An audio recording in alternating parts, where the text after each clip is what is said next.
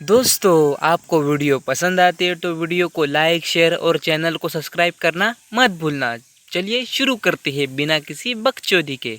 एक बार की बात है, एक जंगल के किसी घने पेड़ पर एक गौरैया का जोड़ा रहता था। वो उस पेड़ पर अपना घोंसला बनाकर गुजर बसर करते थे।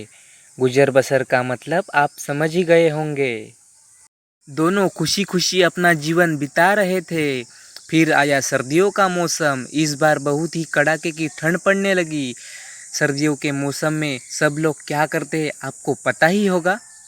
ठंड से बचने के लिए एक दिन कुछ बंदर उस पेड़ के नीचे ठिठुरते हुए पहुंचे। तेज ठंडी हवाओं से सभी बंदर कांप रहे थे और बहुत ही परेशान थे।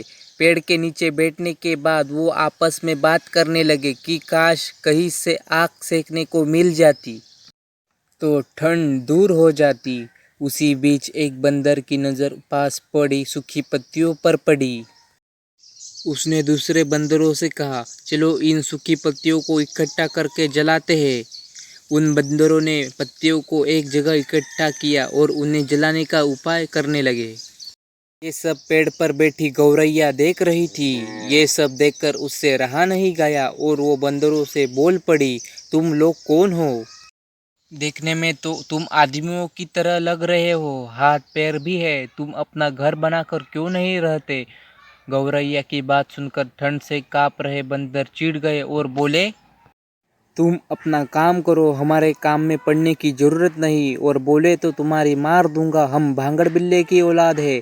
इतना कहने के बाद वो फिर आग जलाने के बारे में सोचने लगे और अलग अलग तरीके अपनाने लगे। इतने में बंदरों की नज़र एक जुगनू पर पड़ी। वो चिल्लाने लगा जैसे कि उसकी किसने मारी हो, देखो ऊपर हवा में चिंगारी है, इसे पकड़कर आग जलाते हैं। यह सुनते ही सारे बंदर उसे पकड़ने के लिए अलग अलग तरीके अपनाने लगे। ये देखकर चिड़िया फिर बोल पड़ी, यह जुगनू है, इससे आग नहीं सुलगेगी, तुम लोग दो पत्थर को घिसकर आग जला सकते हो। बंदरों ने चिड़िया की बात को अनसुना कर दिया। कई कोशिश के बाद उन्होंने जुगनू को पकड़ लिया और फिर उससे आग जलाने की कोशिश करने लगे, पर वो इस काम से कामयाब नहीं हो पाए और जुगनू उड़ गया। इससे बंदर निराश हो गए। इतने में फिर गौरैया बोल उठी, आप लोग मेरी बात मानिए, पत्थर रगड़कर आप आग जला सकते हैं। इतने में एक गुस्साए हुए बंदर से रहा न गया और उसने पेड़ पर चढ़कर गौरैया के घोंसले को तोड़ दिया। लो, किसी को भी ज्ञान देने चली थी। यह देख चिड़िया दुखी हो गई और डर कर रोने लगी। इसके बाद वो उस पेड़ से उड़कर कहीं और चली गई। कहानी से सीख, जरूरी नहीं कि हर किसी को ज्ञान का उपदेश दिया जाए।